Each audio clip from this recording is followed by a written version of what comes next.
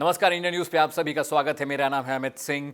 आज सुशांत केस में एक बहुत बड़ा मोड़ आया, एक बहुत बड़ा एंगल आज सुशांत केस में सामने आया है। मैं आपको बताऊं, सुशांत के चचेरे या मुंह बोले भाई हैं नीरज सिंह बबलू, जो कि बीजेपी के नेता भी हैं। उन्होंने एक बहुत बड़ा खुलासा किया है। उन्होंने कहा कि ऐसा हो सकता है कि सुशांत की मौत के पीछे उनके बेहद करीबी दोस्त संदीप सिंह का हाथ हो सकता है। इसके अलावा एक और करीबी हैं सुशांत के, जिन्होंने भी संदीप का नाम लिया है। इनका नाम है सुरजीत सिंह, जो कि करणी सेना के सदस्य हैं। ये भी बेहद करीबी हैं सुशांत और उनके परिवार के। उन्होंने भी कहा कि इस पूरे मामले में जो शक की सुई है वो संदीप सिंह पर जाती है।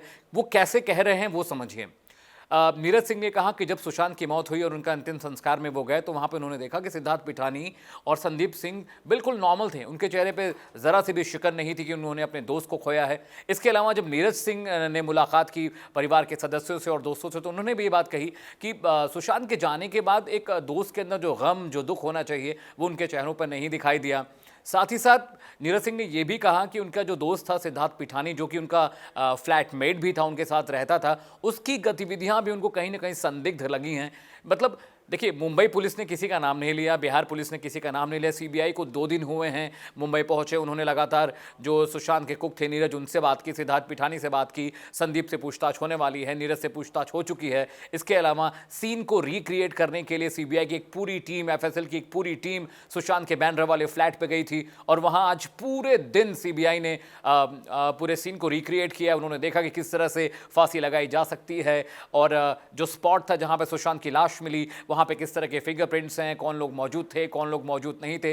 इसके अलावा सीबीआई ने जो सुशांत का जो कुक है नीरज, उससे भी पूछा कि भाई जिस दिन सुशांत की मौत हुई है, जिस वक्त ये पता चला कि सुशांत ने खुदकुशी कर ली है, उससे पहले की रात में क्या माहौल था, कौन से लोग थे, कौन मिलने आया था, कौन मिलने नहीं आया था, खाने में क्या बना था। रात को ये भी बात कही जा रही है कि सुशांत की मौत से पहले, यानी 14 जून से पहले की रात, 13 तारीख की रात को घर में एक पार्टी भी थी। लेकिन आसपास के लोगों ने जो बताया है कि नॉर्मली सुशांत के घर की लाइटें रात के 1:30-2 बजे तक जलती रहती हैं, उसके बाद ही वो बंद होती हैं। लेकिन उस दिन, जिस दिन सुशांत की मौत से एक रात पहले, यानी 13 जून की रात को, सुशांत के घर की लाइटें 10 बजे ही बंद हो गई थी। सवाल ये खड़ा हो रहा है कि जिसके घर में पार्टी हो, उसके घर की लाइटें 10 बजे कैसे बंद हो सकती हैं।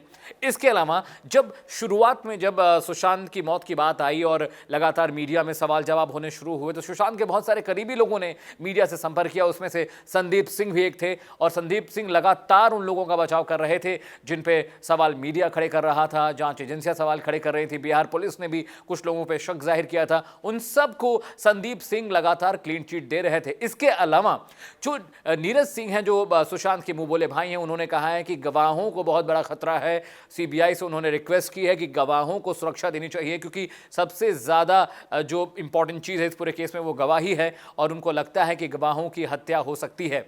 इसके अलावा एक बहुत अहम बात, सुरजीत सिंह जो कि सुशांत के बेहद करीबी हैं, उन्होंने कहा कि जिस दिन सुशांत की मौत हुई उस दिन कूपर हॉस्पिटल में वो भी थे और उन्होंने ही रिया को मॉर्चुरी में ले जाकर, सुशांत की लाश के पास ले जाकर सुशांत के अंतिम दर्शन कराए थे।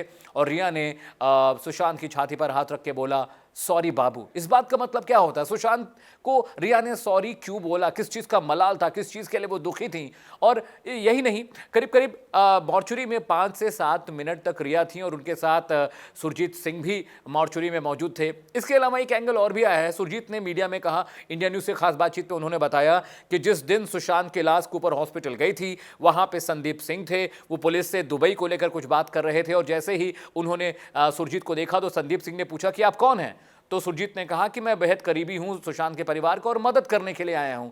इसके बाद से संदीप लगातार असहज हो गए और वो कंफर्टेबल नहीं थे। उन्होंने पुलिस वालों से कहा कि सुरजीत को हॉस्पिटल से बाहर जाने के लिए कहें। पुलिस वालों के पास जब पुलिस सुरजीत के पास आई तो सुरजीत ने पूछा कि क्या बात है। पुलिस ने कहा कि आप प्लीज बाहर चले जाइए। तो ये बहुत सारी चीजें हैं जो संदीप पे शक का घेरा बढ़ाती हैं।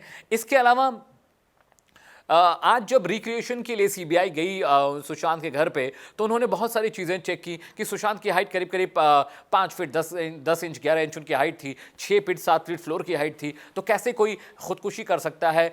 इसके बाद जिस कपड़े में लटकने का दावा किया गया है सुशांत के, वो कपड़ा बेहद कमज़ोर था।